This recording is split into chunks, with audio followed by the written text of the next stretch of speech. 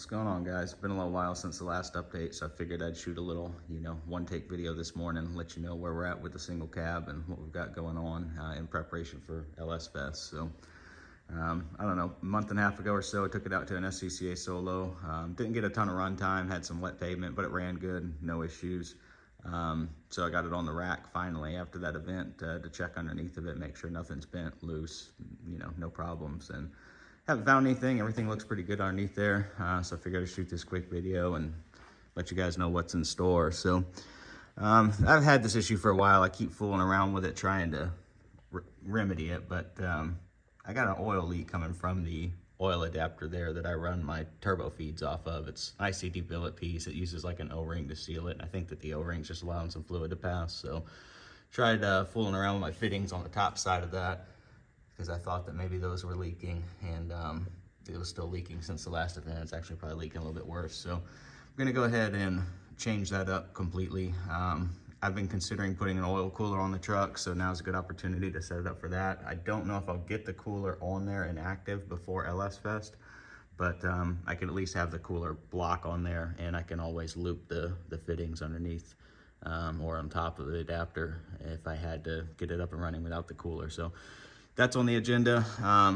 I'd like to get temperature sending units. That's what I added there, oil temp sender and secondary pressure sensor. So I got that up and running for last event. It works great. I'd like to also add temperature sending units for the power steering, as well as transmission and differential.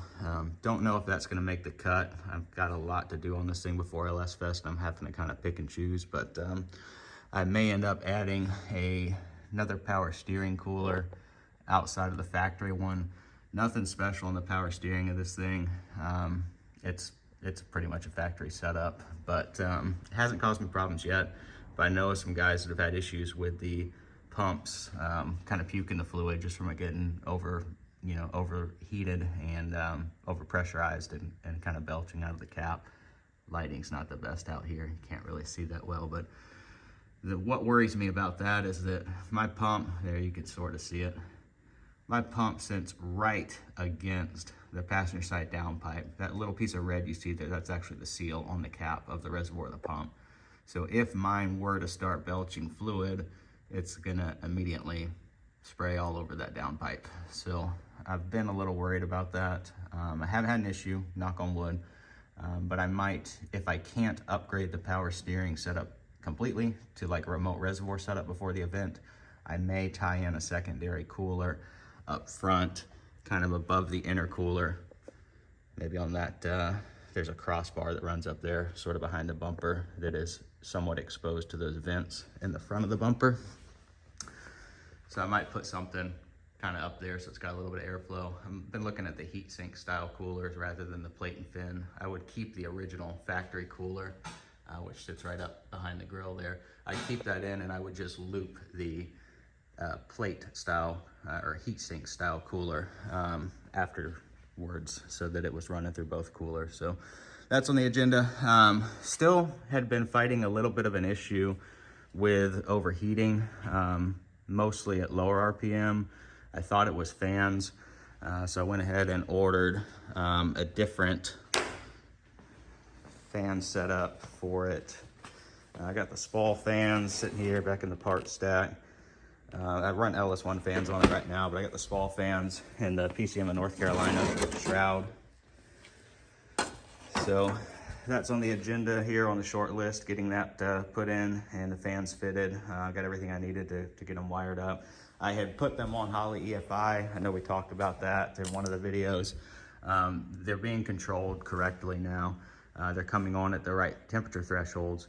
But even going down the road at cruising speed in 5th or 6th gear, like on the highway with plenty of airflow across the radiator, the truck's still getting warm. So I sort of started paying close attention to that. I took it out some Carly Coffee's events, put some street miles on it, and it appears that anything under like 2,700 RPM, the temperature will continue to climb up to maybe 210 degrees, even though it's got a 160 degree thermostat in it. So started thinking maybe we've got a flow issue. All the cooling components on it are new, of course, so I don't think it's a flow issue due to the fact that something is worn out. I think what we've got going on is I run a Power Bond 25% underdrive crank pulley on it. And I have to do that on this combination. Let me get the camera situated. Because I have both of my turbo drains. You can see them, one there, one there. Both of those turbo drains come into the timing cover. So I can't clear a factory balancer. The diameter of it just wouldn't allow me specifically to get the passenger side turbo drain plumbed in. I mean, you can see how tight it is there. It's the AC belt and everything. So the simple solution would have been going to a factory sized balancer.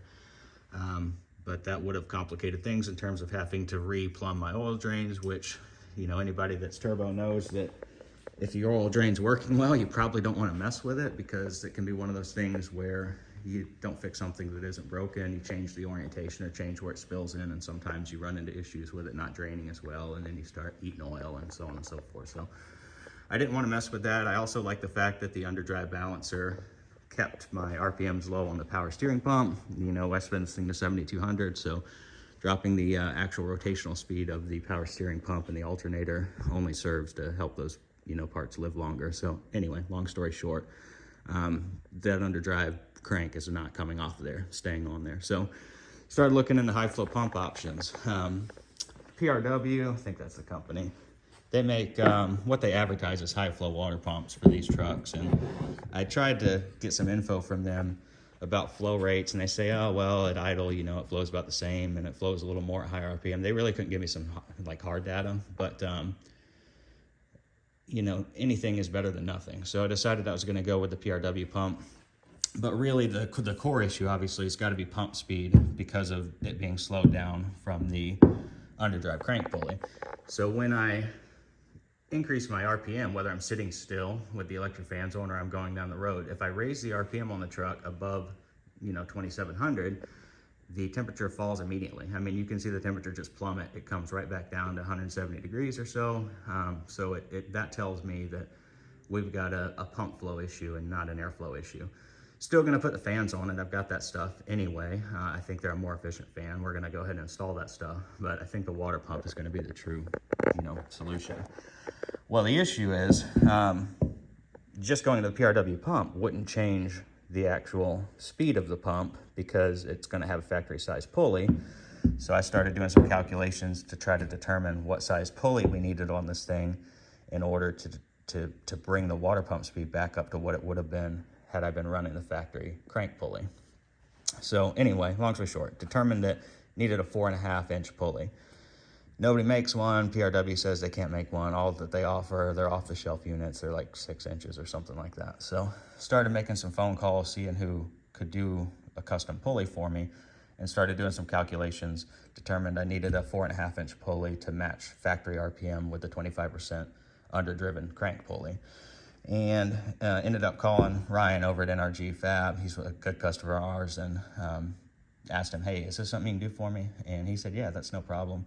You know, we worked out a deal, and he actually was able to send me over a prototype that I could 3D print to make sure that it fit, which I'm glad that we did, because even though I had reduced the depth of this pulley off of PRW's dimensions, we still ran into issues with it interfering with the webbing of the pump snout casting. So I actually ended up having to cut this 3D printed pulley down an additional 11 millimeters, even beyond what we had reduced it to make sure that it cleared that webbing. So we've got final measurements on that. He's gonna run one for me, so I'm looking forward to getting that on. And I'm up here this morning to pull the existing pump off of there and get ready to install this PRW pump. Got to get it painted satin black and address a couple things fitment wise and get it ready to install. So working on that this morning. I think that that's going to resolve the issues. So if any of you guys are running that underdrive pulley, you want to keep it on there, maybe you're experiencing the same stuff, because I had that issue even when the truck was naturally aspirated, even before the turbos.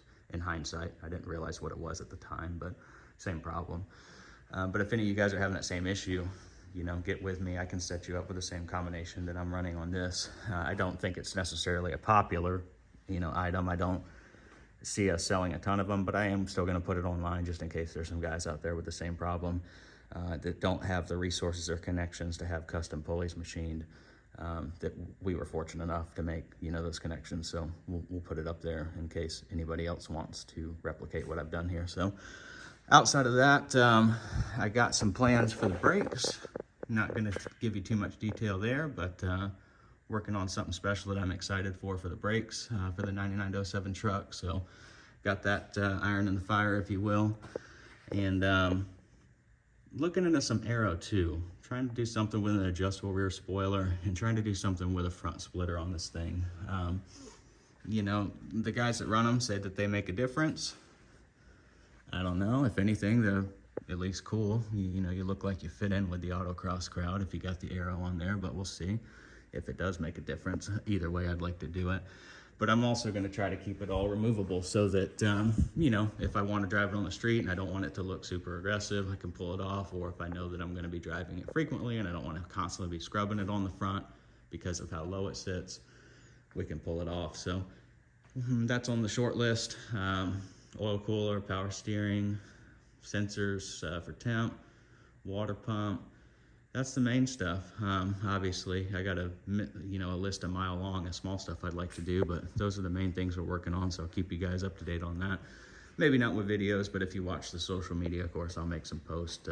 You know, I like seeing what you guys are working on, so I'm sure you like seeing what I'm working on, so we'll keep the updates rolling in on that. And until then, we'll see you guys next time. And if you guys are going to be out at LSFest East, I will see you out there. Come say hi if you see the truck out, and I'm more than happy to meet you guys in person. That's always fun, kind of putting face to names and hearing what you guys got going on. So we'll see you out there. And then if we don't blow it up at LSFest, then we'll be at C10 Nationals about a month later.